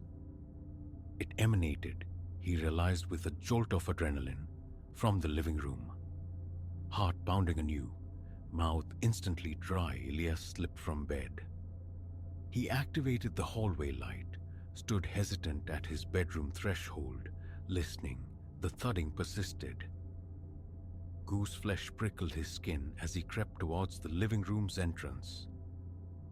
He rounded the corner and stopped dead. The basement door stood wide open. He never left it open. Its sticking frame required a deliberate tug. Now it gaped, revealing the Stygian descent to the storage below. His eyes darted to the mirror. Its reflection offered a chilling counterpoint. It showed him standing there. Yes, but his mirrored counterpart was turned away, facing the reflected image of the basement door. As Elias watched, horrified, the reflection stepped through the mirrored doorway, descending into the reflected basement, while the real Elias remained rooted in the living room, paralyzed by terror. Nausea churned in his gut. A glacial dread crawled up his limbs. He yearned to slam the basement door shut, but balked, at moving closer to the mirror. "This is absurd," his rational mind insisted. "It's just glass and silvering." Yet every sinew screamed defiance. Forcing leaden feet forward, he edged closer, his peripheral vision tracking the reflection. It now seemed synchronized, mimicking his cautious advance.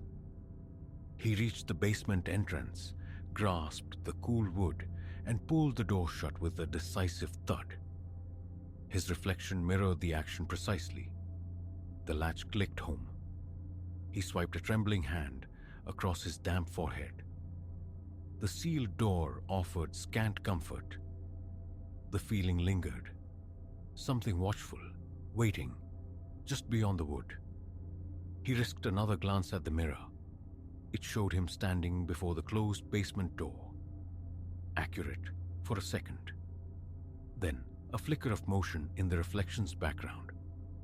A nebulous shape sliding across the reflected hallway floor. No corresponding sound reached his ears. He whipped his head around. The real hallway was empty, silent. Turning back to the mirror, the reflected anomaly was gone. Primal fear, cold and sharp, flooded him. His breathing grew shallow, rapid. His pulse throbbed in his temples. He scrambled back to his bedroom, locking the door behind him. He perched on the mattress edge, fighting for breath, his fingers quivering uncontrollably. He listened intently. Silence pressed in. Hours crawled by as he stared at the locked door, anticipating something. Eventually, exhaustion claimed him, pulling him into a fitful, unrestful state somewhere short of true sleep. Morning arrived, grey and unwelcome, bringing with it a stark resolution. The mirror had to go. Dressed fortified by grim determination, Elias marched into the living room, intent on wresting the thing from the wall, banishing it to the garage's clutter. But confronting it, his resolve faltered. His hand hovered near the elaborate frame, arrested by an almost palpable coldness radiating from the glass. Nausea surged, fresh sweat prickled his brow. He retreated, frustrated and ashamed, seeking refuge in the kitchen's mundane familiarity. Nursing a cup of coffee, his gaze unwillingly drawn to the living room threshold. His chest felt tight, constricted. An hour later, summoning fractured courage, he tried the antique shop's number. It rang, unanswered. He dialed again. Silence. A wave of helplessness washed over him. Pacing the kitchen linoleum, he risked fleeting glances towards the living room, terrified of what new distortion the mirror might reveal, yet acutely aware of its presence. A silent, sentient weight in the house. It felt like it was waiting. He forced himself to confront it one last time. He studied his reflection, pale, clad in work attire, eyes haunted. He reached out with both hands. The surface felt unnervingly cool. The tension in his reflected arms mirrored his own. A headache pulsed behind his eyes, born of sleeplessness and dread. He attempted to lift the mirror from its hook. It refused to yield, impossibly heavy, anchored fast. He strained, muscles protesting, but the frame remained immobile. Fetching a screwdriver, reasoning he could pry it from the wall mount, he slid the tool's tip behind the frame. Instantly, a loud, grating scratch erupted from the mirror itself, sharp and violent. He flinched, dropping the screwdriver with a clatter. His heart slammed against his ribs. He snatched the tool and backed away, trembling violently. Then came the tapping, the same soft rhythmic rapping on the glass he'd heard in the dead of night. Persistent, beseeching, like someone trapped on the other side, pleading for notice. His gaze locked onto his reflection. He watched aghast as its lips began to move, forming silent words. His mirrored mouth worked, shaping syllables he couldn't hear, couldn't comprehend, while the real Elias stood mute, frozen. Bile rose in his throat. He took another step back, but the reflection pressed closer to the glass, its silent entreaty intensifying. A high-pitched ringing filled his ears. His breathing hitched. His heart hammered so fiercely, he felt the vibration in his jaw. Escape. The front door beckoned from behind him. He bolted, grabbing his coat, fumbling with his shoes, his eyes darting constantly back to the mirror. The reflection now showed the hallway behind him, but in its distorted reality, the front door remained firmly shut, even as Elias stood before the wide-open aperture in the physical world. This final jarring mismatch sent a fresh wave of revulsion through him. As he stumbled out onto the porch, he caught one last chilling glimpse. His reflection, watching him depart, bore a faint, unsettling smile, a look of quiet satisfaction. He slammed the door shut, leaning against the frame, gulping the crisp, cold air. Relief washed over him, potent and immediate, simply being outside, beyond the mirror's immediate influence. The decision crystallized. It had to be removed, exorcised. How, he didn't yet know, but coexistence was unthinkable. His hands still shook. Sweat trickled down his spine. Options stumbled through his frantic thoughts. A hammer's blunt force, ignominious disposal in a dumpster, perhaps seeking esoteric help. Uncertainty gnawed, but inaction was intolerable. He lingered on the porch until the trembling subsided enough to walk to his car. He drove aimlessly, the familiar streets blurring past, trying to outrun the image seared into his mind. He passed another antique shop, considered seeking counsel, but the fear of sounding unhinged held him back. He just drove, directionless, until the realization dawned. Avoidance was futile. He doesn't have a definitive strategy. Not yet. He sits outside his own home now, typing this account onto his phone, anchoring the terrifying sequence in digital permanence. Through the living room window, past the partially drawn curtains, he knows the mirror hangs, patient, perhaps expectant. The thought of wielding a hammer, or even just shrouding the glass with the sheet, sends tendrils of ice through his veins. A dreadful premonition whispers that it won't be so easily neutralized. But he cannot stay out here indefinitely. To leave it unchallenged is to invite further incursions, more reflections diverging from truth, until perhaps the reflection usurps reality entirely. He must face it. His heart pounds a frantic rhythm against his ribs. But Elias is turning back towards the house. He has to act before the thing in the glass decides to keep him permanently on its side.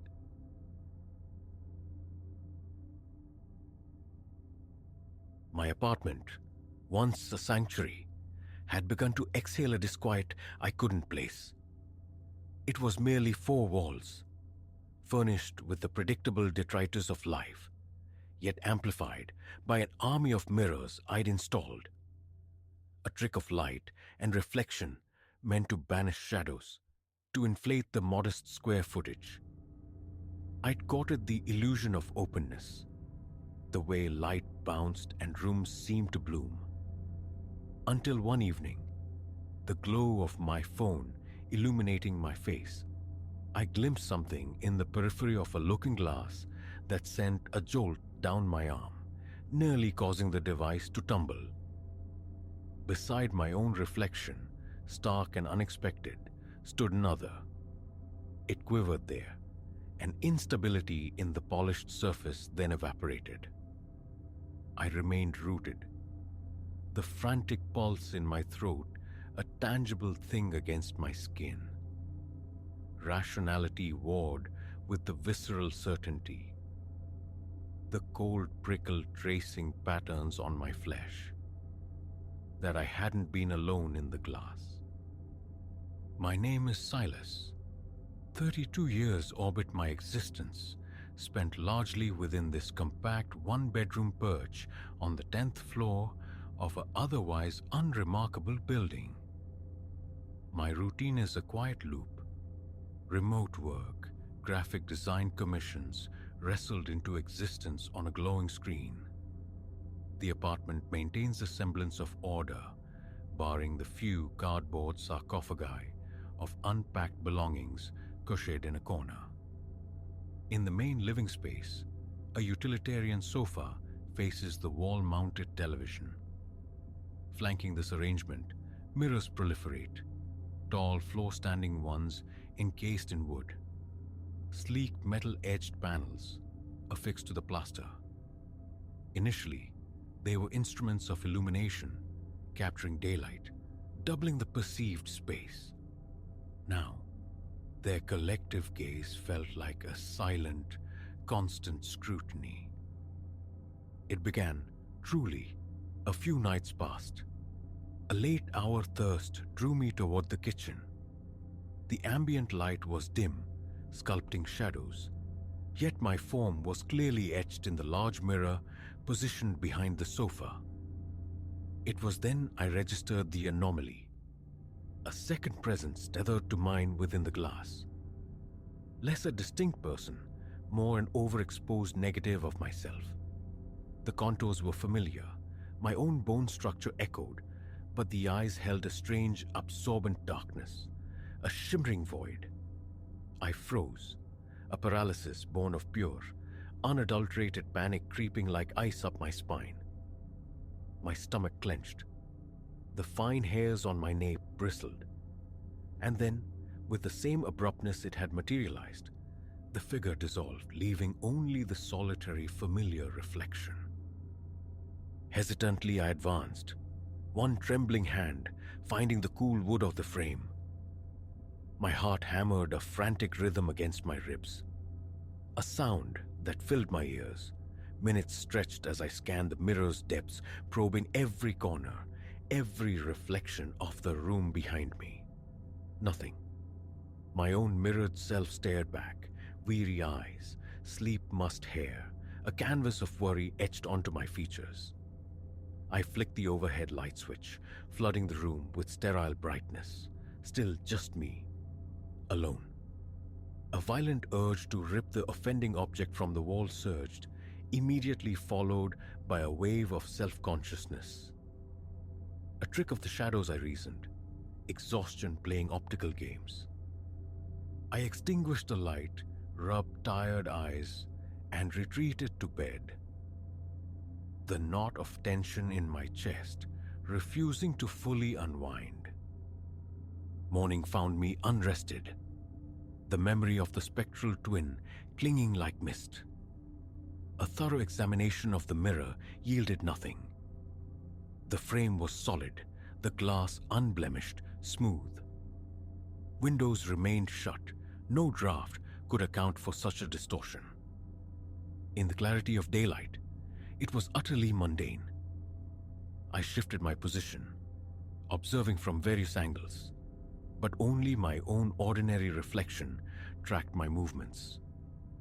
I pressed my palm flat against the surface, half expecting some tactile difference.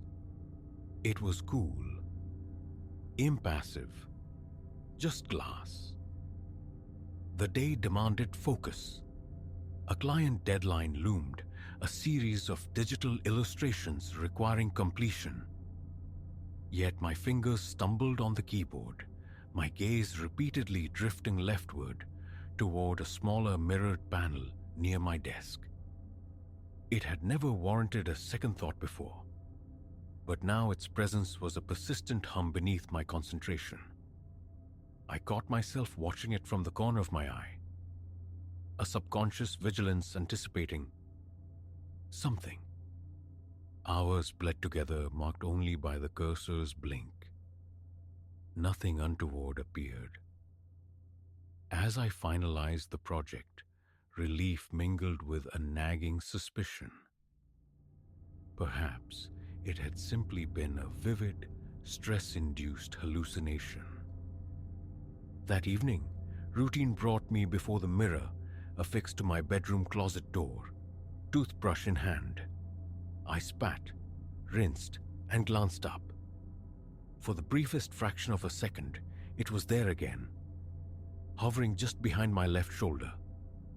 Faint at this time, yet unmistakable, those eyes radiating the same unsettling light, swallowing quality.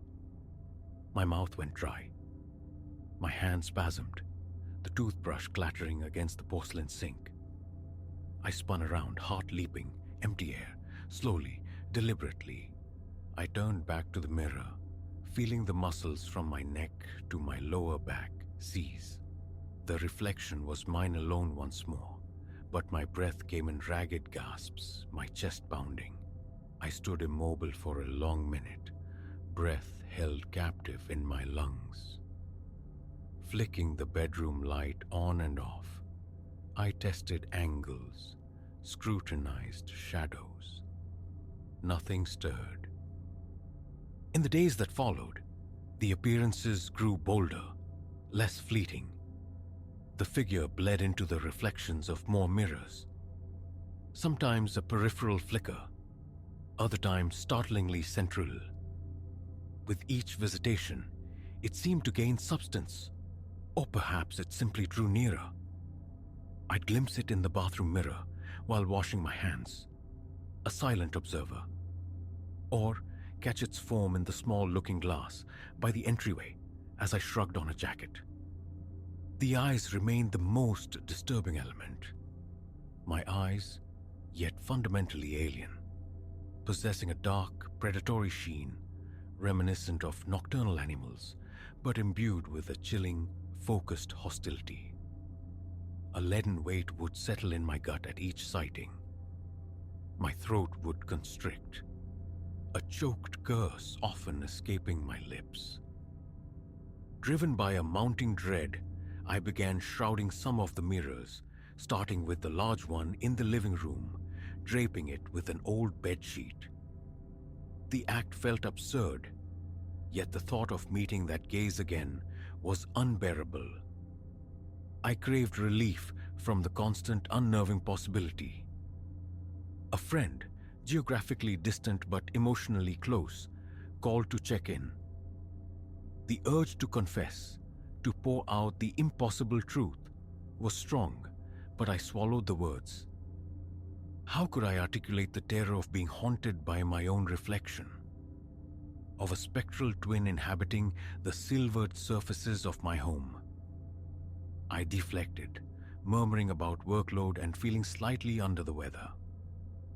He offered to visit, but I refused, picturing his disbelief, or worse, his fear. Explaining felt insurmountable. Days later, my strategy shifted to outright avoidance. I hurried past reflective surfaces, kept my gaze averted, bathed every room in perpetual bright light. Sleep offered little respite. I took to leaving a small lamp burning beside my bed. Yet, it still found ways to announce its presence.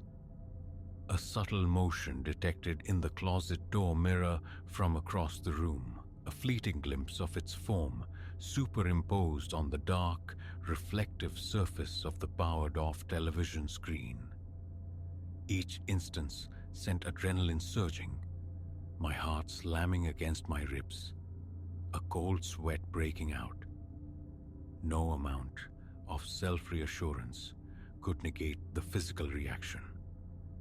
The tightening limbs, the icy dread pooling in my stomach. One night stretched into the early hours. Seeking distraction, I remained on the couch, a mindless show flickering on the TV. The large mirror behind me remained veiled, but another, a slender vertical panel, hung opposite, near the television stand. Around 2 in the morning, a definite movement registered in that distant glass. I fought the urge to look, concentrating fiercely on the show's dialogue, but the prickling sensation on my skin intensified. The unmistakable feeling of being intensely watched. I paused the program, the sudden silence amplifying my heartbeat. Slowly, I turned my head. There, in the mirror, stood the figure, staring directly at me. Its face mirrored my own structure, jawline, nose, the way my hair fell. But the eyes were abyssal pits, narrowed with intent. My own reflection in the glass was angled away, profile visible. But this entity faced me squarely. The remote slipped from my nerveless fingers, clattering onto the hardwood floor. I watched, horrified, as my own reflected chest rose and fell with panicked breaths, my hands visibly trembling. The other figure remained unnervingly still for a moment, then impossibly, it stepped forward. Within the reflection, moving closer to the surface of the glass, even as I remained frozen on the couch. A strangled gasp tore from my throat as I scrambled backward, sliding gracelessly off the sofa, hands grabbing at cushions to break my fall. When my gaze snapped back to the mirror, it showed only me, sprawled on the floor, panting, eyes wide with terror. Sweat traced cold paths down my temples. Sleep was impossible after that. I retreated to a corner of the living room, huddled with all the lights blazing, my eyes scanning the walls, the floor, desperately trying to regulate my breathing.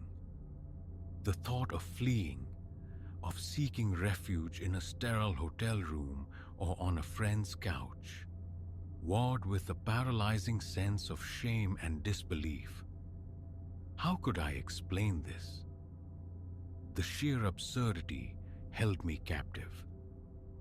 Mirrors reflect, they don't invent. This couldn't be real. Dawn eventually filtered through the windows, finding me slumped on the couch where I'd finally succumbed to a fitful doze. My back ached. My neck was stiff. I pushed myself upright, stretching gingerly. The sheets still obscured the main mirror, but the others remained exposed, glinting in the morning light. I attempted to navigate the day, but a constant, high-strung tension hummed beneath my skin. Every passage by a mirror was accompanied by a reflexive tensing of my shoulders, a dryness in my mouth.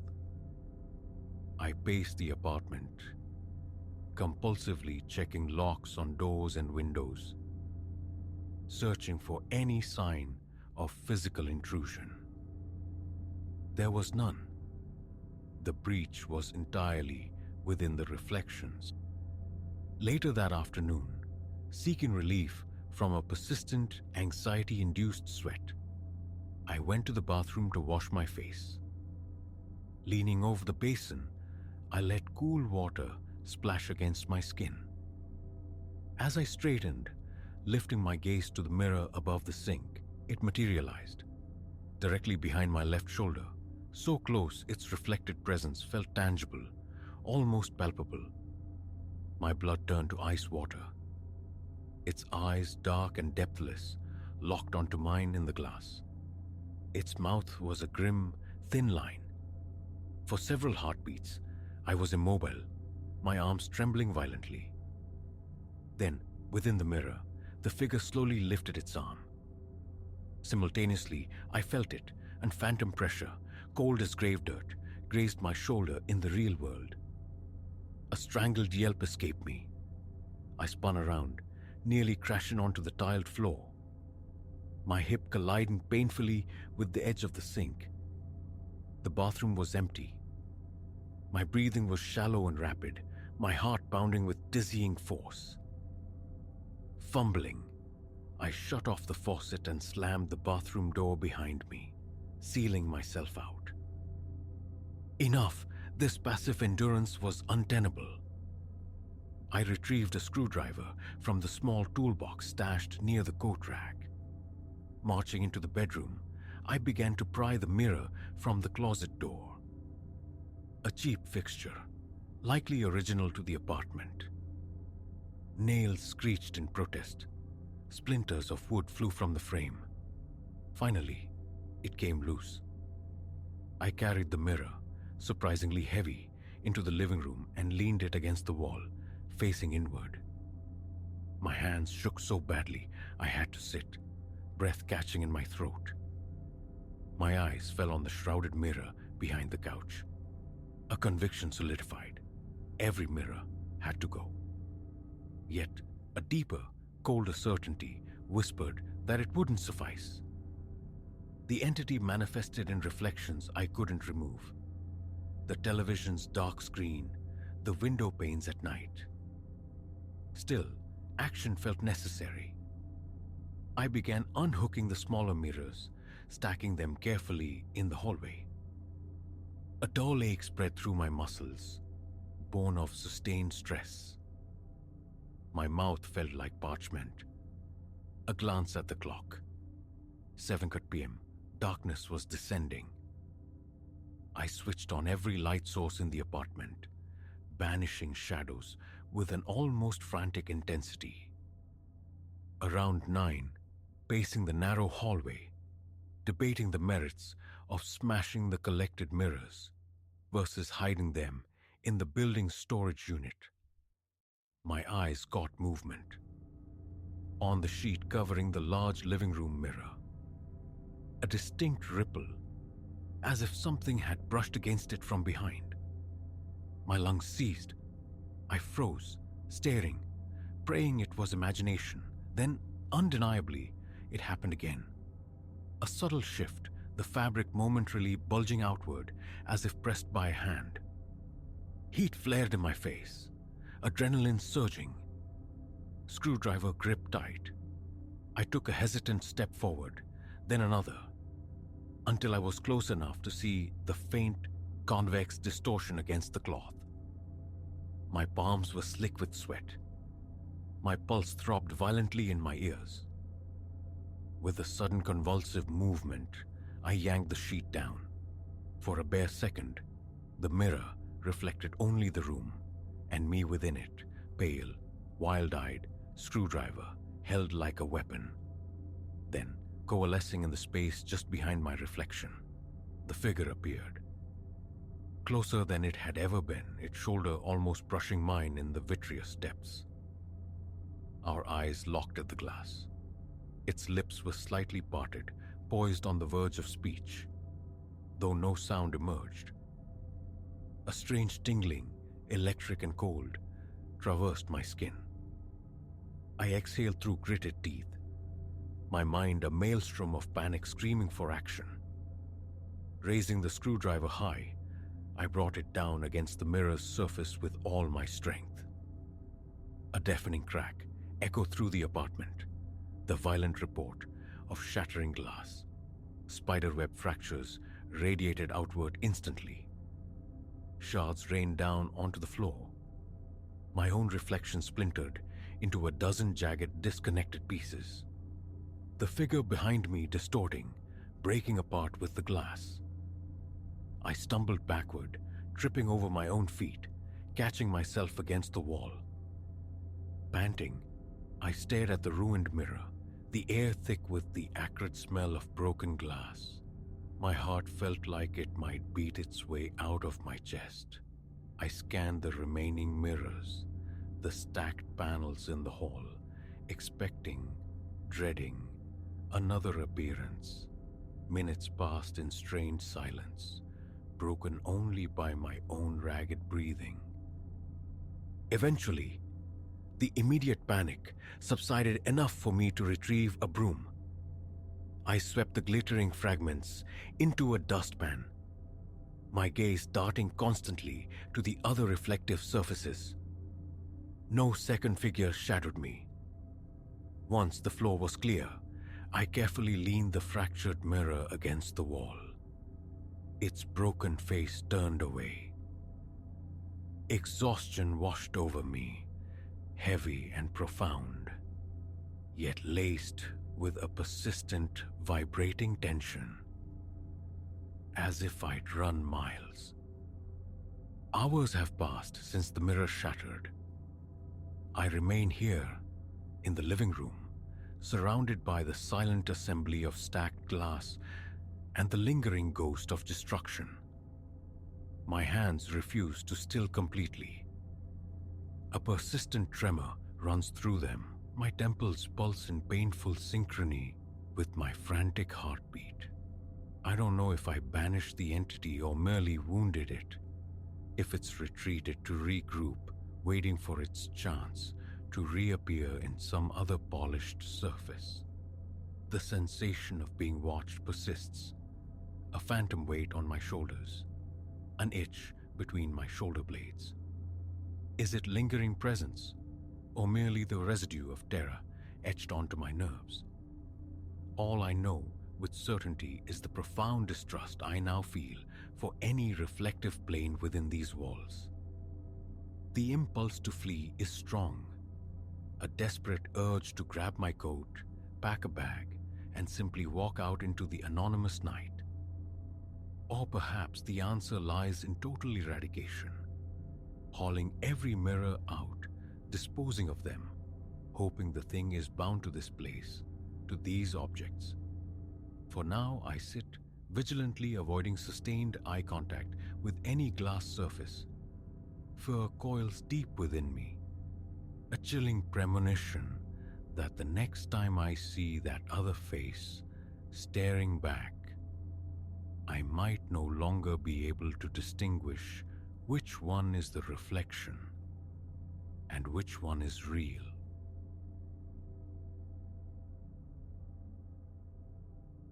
Before sight, before sound, came the smell. A caustic tang, invasive, utterly alien to the warehouse's usual breath of dust and cardboard. It coiled from beneath the door the moment my hand closed on the cold metal, a premonition rendered in fumes. In that instant, the ordinary night fractured. I had trespassed onto forbidden ground. For half a year, the graveyard shift at Apex Warehousing had been my predictable rhythm. 10 p.m. to 6 a.m., a solitary patrol through cavernous aisles, the vast complex entrusted to my vigilance. Necessary tedium, paying the bills, nothing ever disturbed the deep silence. Until that Tuesday. Midnight had just bled into Wednesday. My boots struck hollow notes against the concrete expanse as I swept my flashlight beam across towering steel shelves laden with anonymous cargo. A cathedral of commerce, vibrant by day, tomb-like in the nocturnal hours. Completing my circuit of the east wing, my eye caught an anomaly. A sliver of one light leaking from the base of storage unit 17. Strange. That space had stood vacant for months, a dead zone on my rounds. Drawn by a current of unease, I drifted closer, fingers instinctively finding the radio clipped to my belt. The scent ambushed me fully as I eased the door inward. Ammonia, bleach, yes, but fused with something else, something sharp and metallic that clawed at the back of my throat. My eyes streamed. A cough threatened to betray me. Blinking through the chemical mist, I stabbed the darkness with my light. The beam illuminated a scene ripped from some fever dream of illicit industry. Makeshift tables groaned under a congress of flasks, beakers, and coiled tubing like glass entrails. Burners murmured with low blue flames. Dominating the center, a complex metallic heart, part distillation column, part alien apparatus, hissed and spat vapor. No genius required to decipher this tableau. A narcotics laboratory operating on a scale that sent ice through my veins. My thoughts scattered like startled birds. How long? Whose operation? And the crucial paralyzing question, what now? Protocol screamed police, but a deeper instinct urged caution. This wasn't some back alley cook. The sheer size, the sophisticated gear. It spoke of organization, of resources, of reach. An operation flourishing unseen within these walls suggested tendrils running deep. A scuff of movement froze me mid-thought. Footsteps deeper inside the unit. Instantly, my light died. I melted behind a towering pallet stack, my breath held captive in my chest. Two men emerged from behind a crudely erected partition. Even bathed in the sickly ambient glow of their equipment, their menace was palpable. One was gaunt, a scaffolding of bone wrapped in skin etched with crude blue ink. His companion was sheer bulk, neckless, head shaved smooth, possessing eyes that absorbed light without reflection. Their voices were low rumbles, fragments snagged by my straining ears. Consignments overdue. The old man's getting edgy. Should have stayed with the Serbians. These new connections, flaky. Flaky pays brother, and their yield is diamond pure. Motionless, I became part of the shadows, a silent witness trapped between them and the only escape. They spoke of logistics, territories, some encroaching rival crew. Each shared confidence added weight to the crushing reality of my discovery. An eternity condensed into minutes passed before they finally retreated behind their makeshift wall. Only when their muffled steps faded did I dare to breathe, to move. Inch by agonizing inch, I navigated back to the door, easing it shut with surgical care. The soft click of the latch was my starting gun.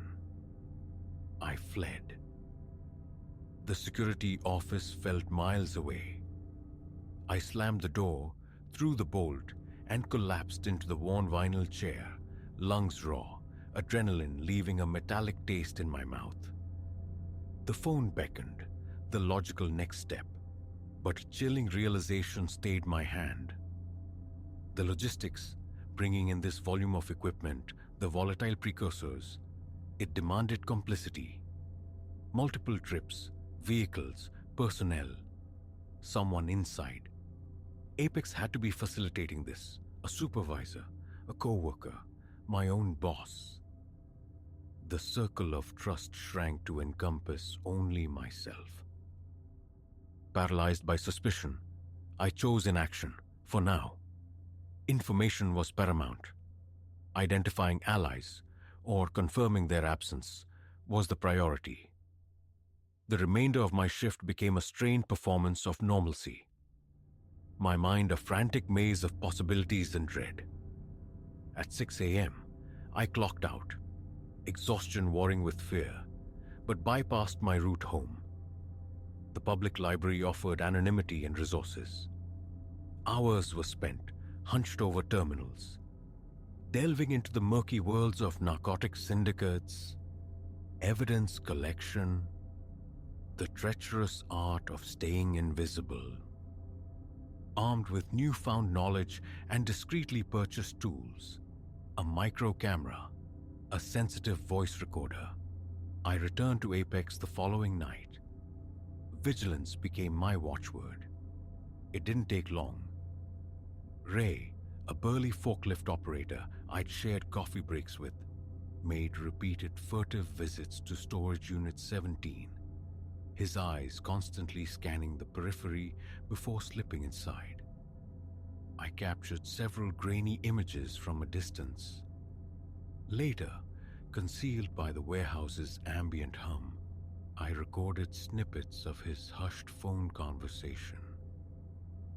Talk of units, weight, pickup points. The next week unfolded as a tightrope walk over an abyss.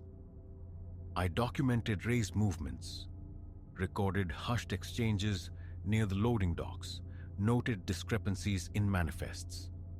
Each photo snapped, each audio file saved, felt like adding another grain of sand to a scale that could tip toward my salvation or my demise. These weren't amateurs. Discovery felt inevitable.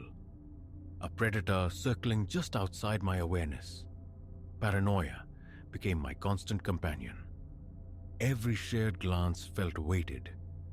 Every unexpected sound jolted my nerves raw. Sleep offered little refuge. After nearly 2 weeks submerged in this clandestine investigation, the weight of my collected proof felt substantial enough. It was time. The local constabulary felt too risky. Small-town networks could be porous, compromised. Instead, I composed an anonymous digital package. Select photos, audio clips, detailed observations, and sent it encrypted to the State Bureau of Investigation. Then, the agonizing wait began. Each passing shift a gamble on whether the SBI would act before my quarry realized they were being watched. Friday night brought the storm. Mid-shift, the warehouse erupted not with the familiar drone of machinery, but with the controlled chaos of a tactical raid. Teams of armed agents materialized, fluid and purposeful, sealing exits, methodically clearing sections. From the deep shadows of a distant aisle, I observed the breach of Storage Unit 17. Shouted commands, the clatter of equipment, brief sounds of struggle. Moments later, Ray and several other Apex employees I vaguely recognized were escorted out, faces etched with disbelief and fury, hands cuffed behind their backs. An agent, sharp-eyed and impassive, found me near the security office. He flashed credentials. "Sir, we have some questions for you." A wave of profound, bone-deep relief washed through me. It was done. The ensuing hours were a debriefing whirlwind. I recounted everything, starting with the acrid smell, handing over the full cache of my evidence. The agents listened intently, their expressions shifting from professional detachment to grudging respect.